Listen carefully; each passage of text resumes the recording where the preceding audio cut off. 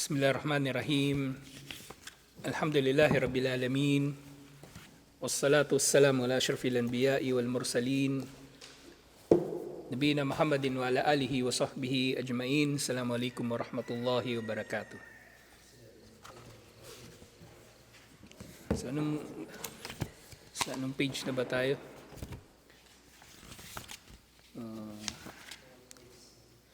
31, Nawaqid al-Islam. So dito merong siyam, pero sa ibang mga ulat merong 10 na tinukoy ang mga scholar.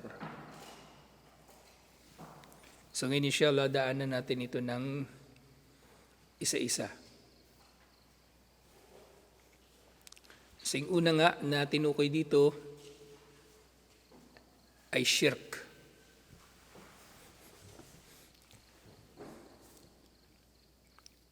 Yan, hanapin natin yung isang gamitin natin yung explanation dun sa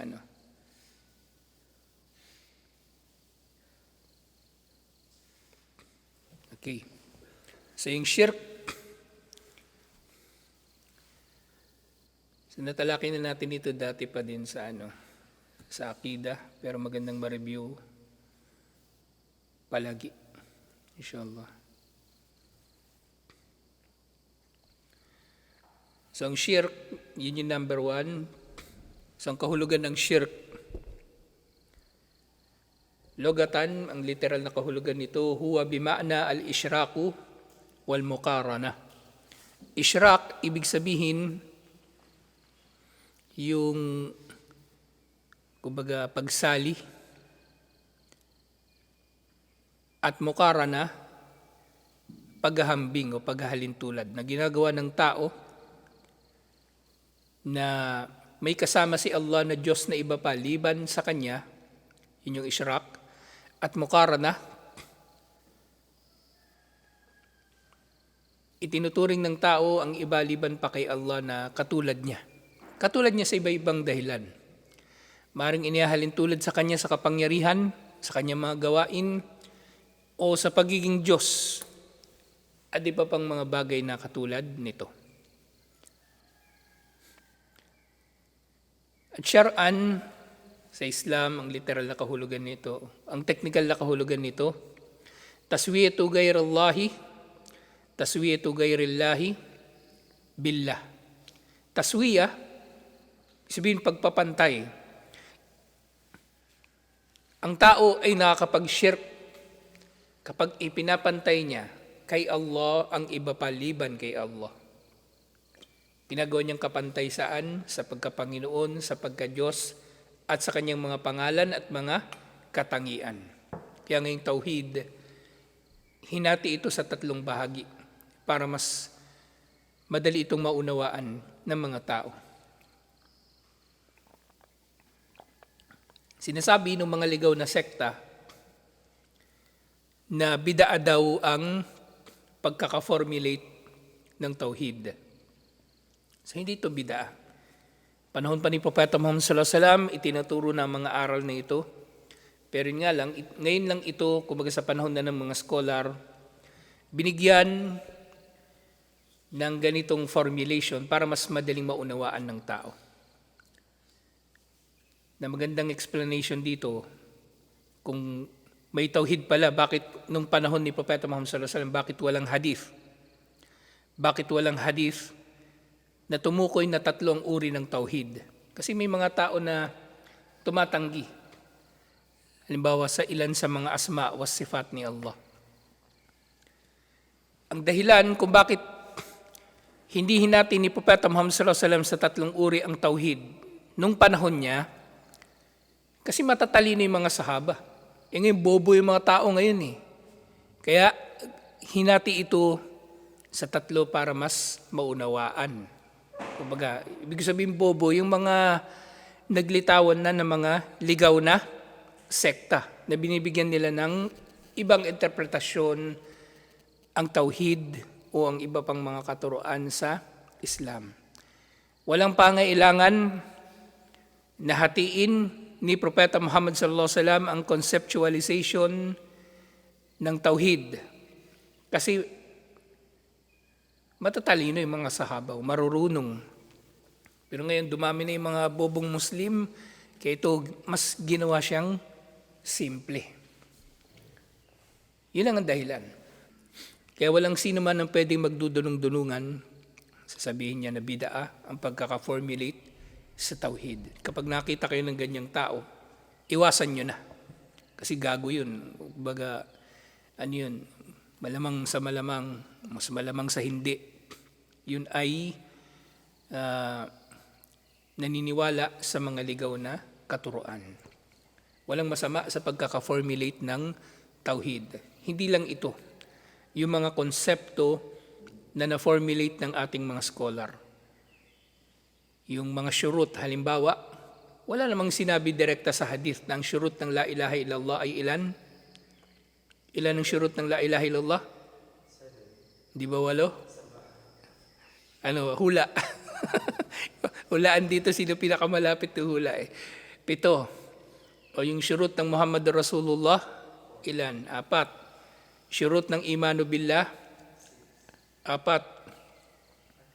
lang, di ba? Wujud ni Allah at yung 3 tauhid. Yun lang.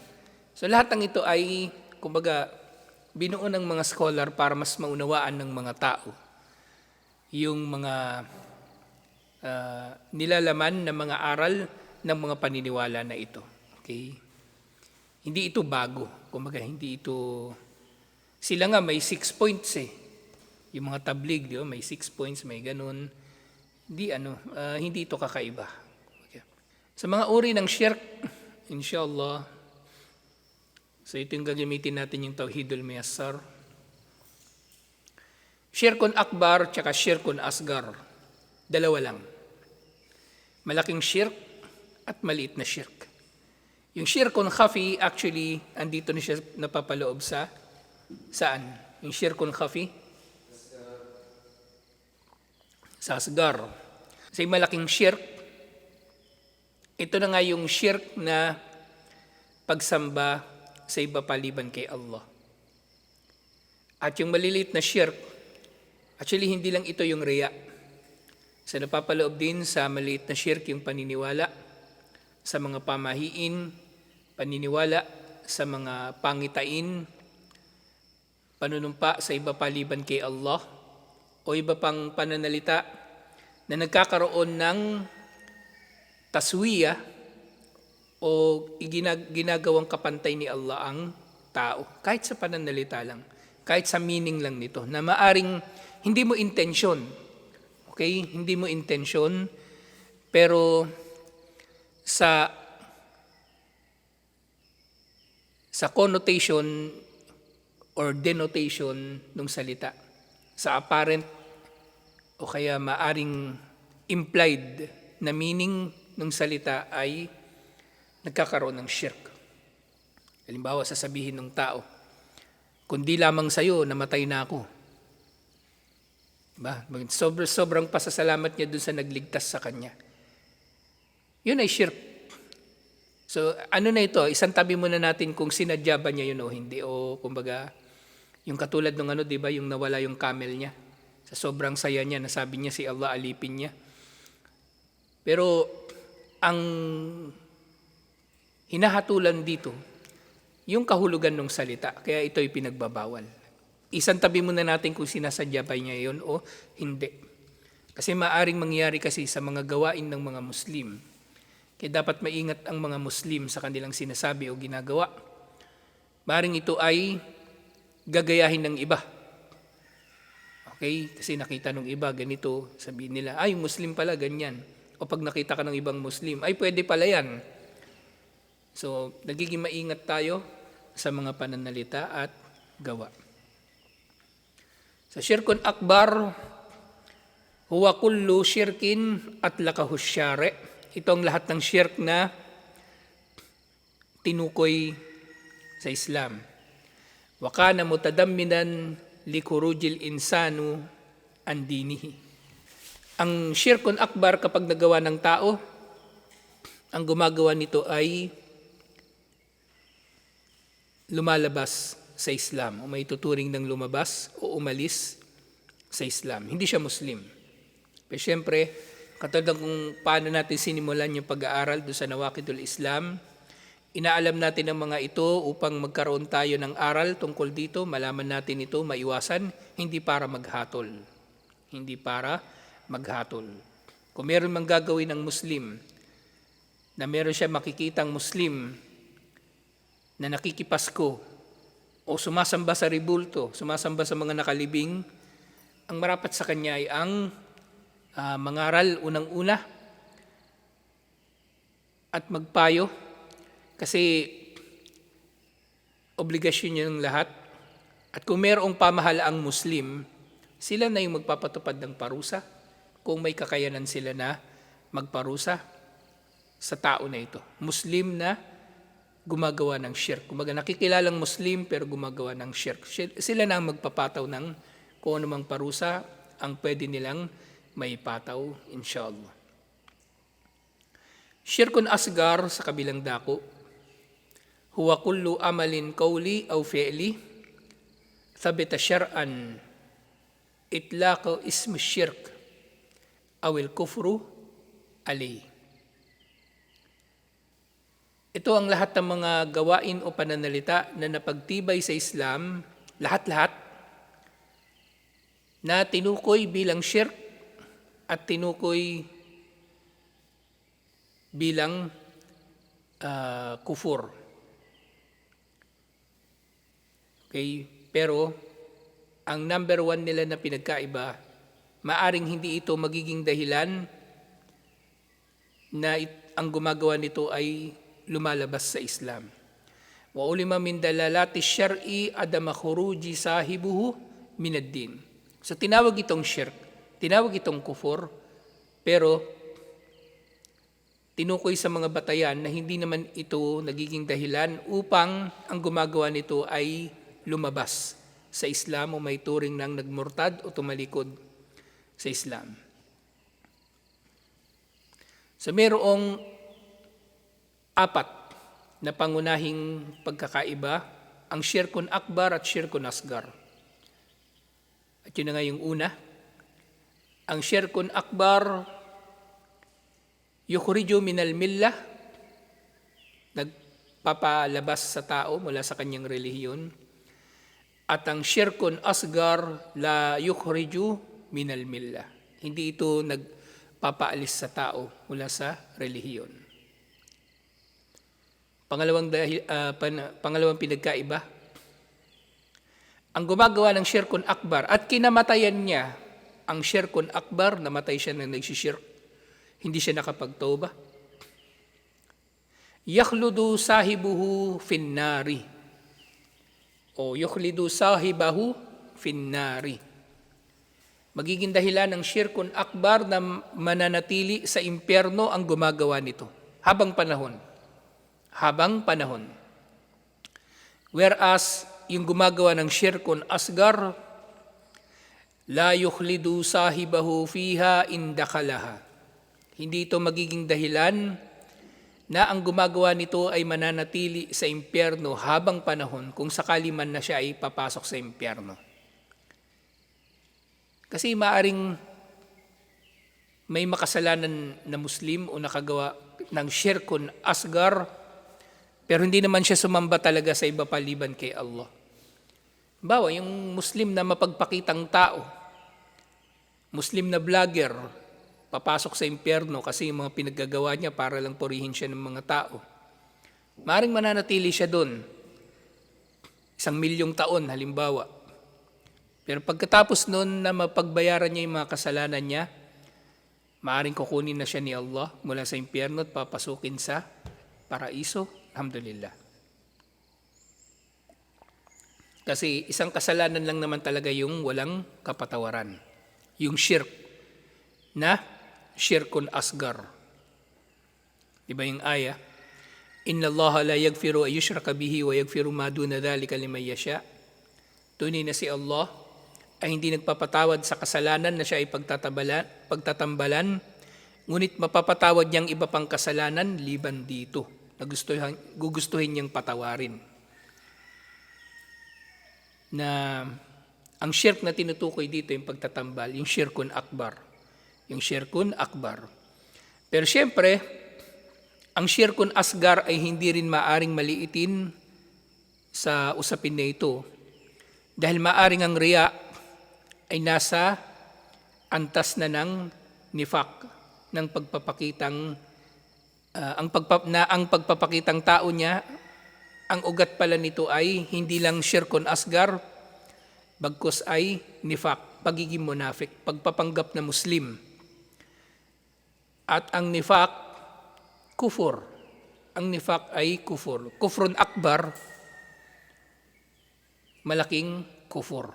Malaking kawalang pananampalataya. Kasi kahit sa kufur, mayroong maliliit na kufur na madadaanan pa natin inshallah. So, yung una, umaalis sa Islam ang gumagawa ng shirkun akbar, ang shirkun asgar, hindi. Pangalawa, mananatili sa impyerno yung gumagawa ng shirkun akbar, yung gumagawa ng shirkun asgar, hindi.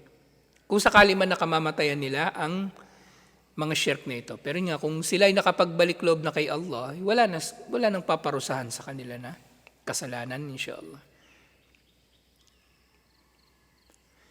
Pangatlong pinagkaiba, yuhbitu jami'al a'mal. Ang shirkun akbar, yuhbitu jami'al a'mal. Ito ay nagpapawalang saysay sa lahat ng gawain. Lahat ng gawain ng sumasamba sa iba pa, liban kay Allah, ay mawawalan ng saysay. Katulad ng sinabi ni Allah,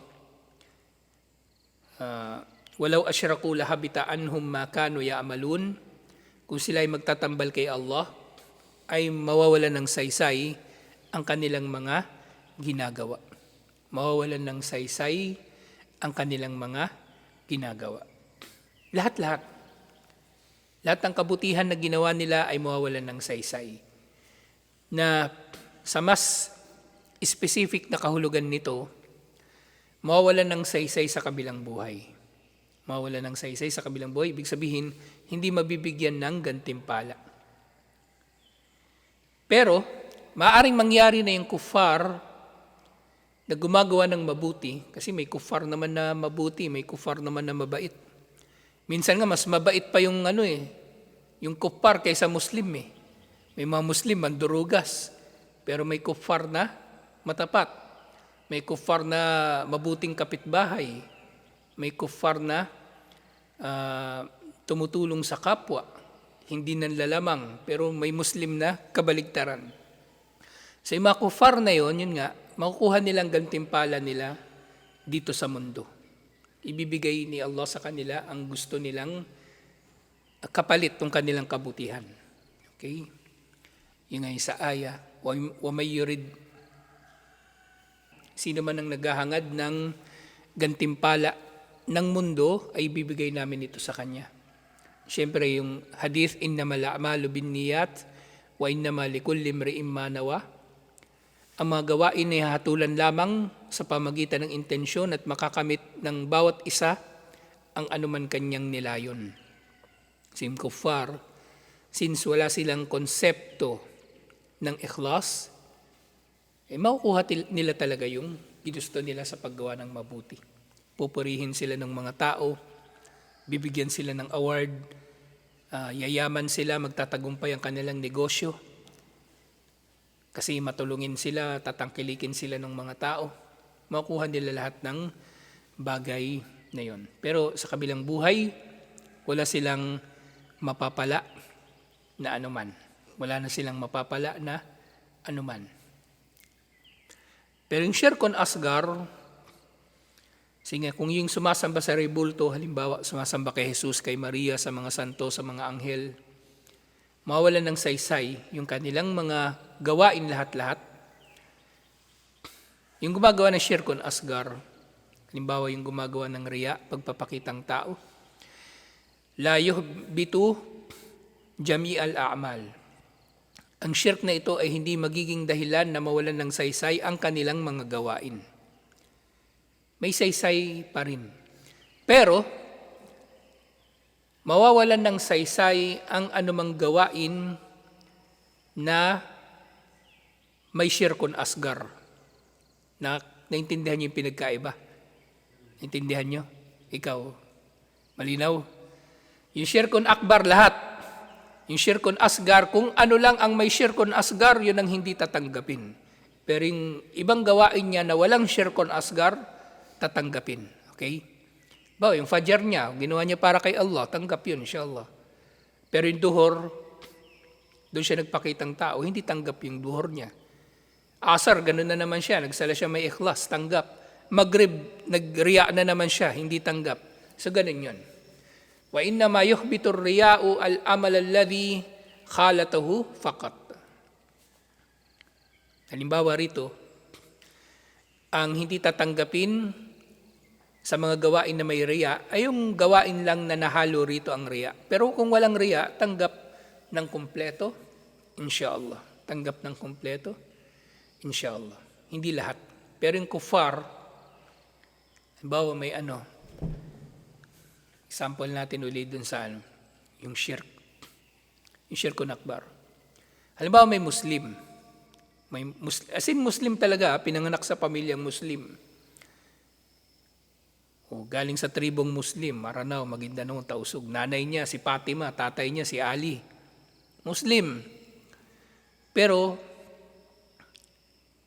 sumasamba siya dun sa lolo niya na namatay, na nakalibing. Yung lolo niya na namatay, nagkakatay siya doon ng kambing, dinadasalan niya yung lolo niya na iparating kay Allah yung dasal niya, nagdadasal siya sa lolo niya na pagalingin yung sakit niya.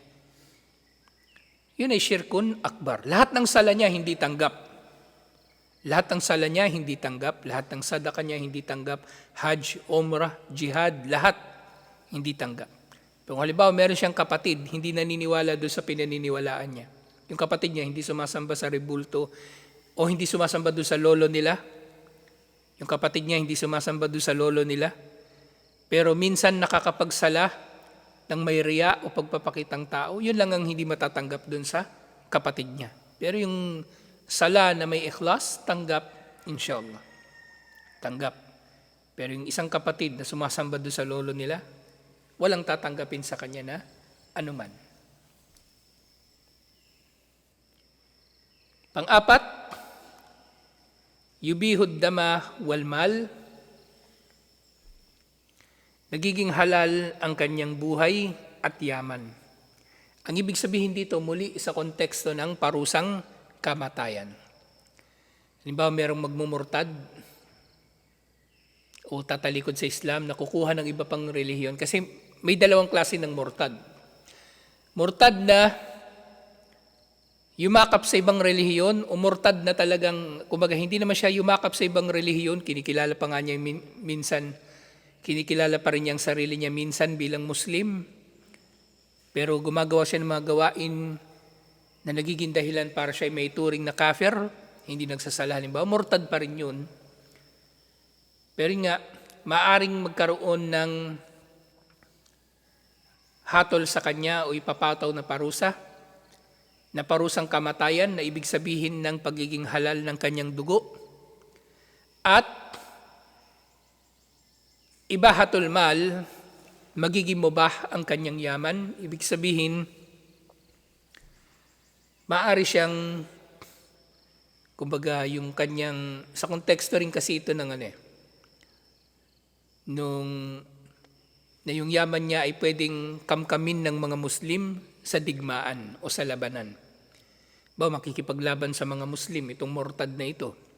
So, pwede na siyang patayin sa labanan kasi nagrebelde siya. Muslim nga na rebelde, pwedeng patayin Di ba?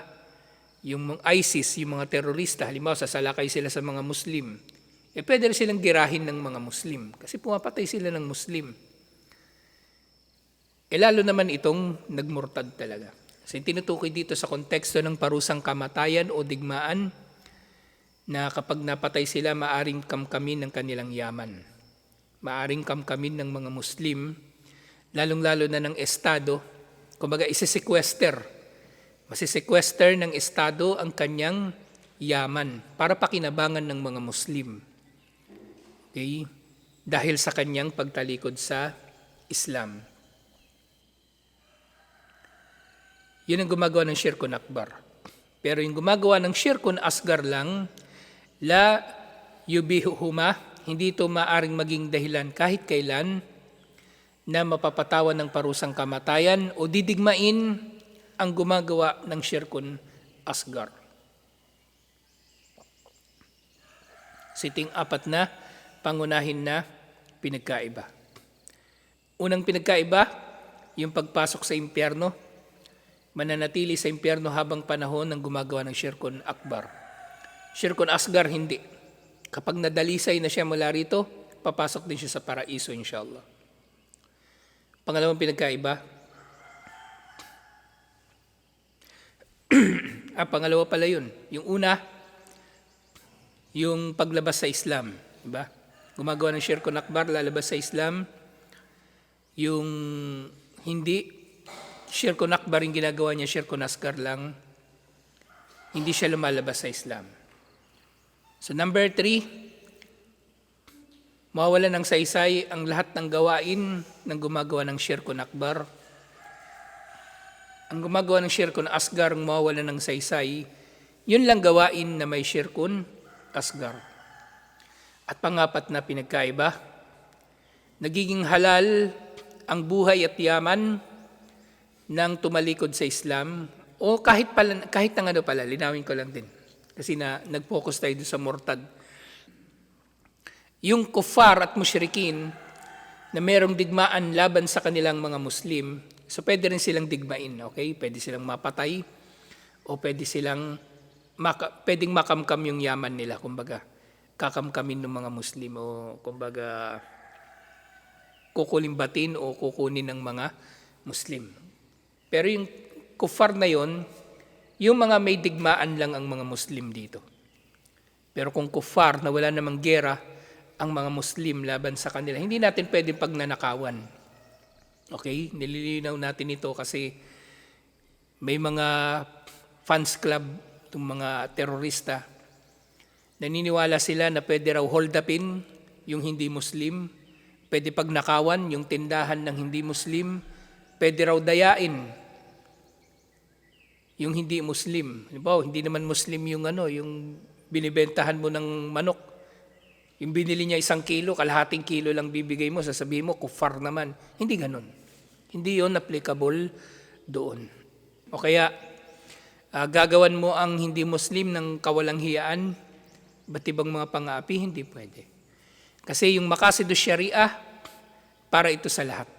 Muslim man o hindi Muslim. Ang tinutukoy dito, na pwedeng maging halal ang buhay at yaman ng gumagawa ng syirkun akbar, Muslim man na nagmurtad o kaya ay kuffar talaga, hindi Muslim, ang tinutukoy lang dito ay sa konteksto ng parusang kamatayan at digmaan na idineklara ng Estado ng mga Muslim.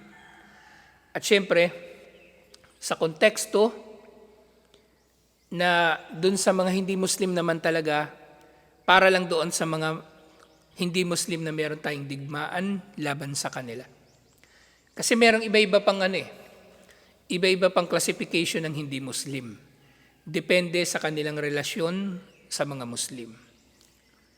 So meron tinatawag na yung mga muharib, yung mga hindi Muslim na may digmaan tayo laban sa kanila.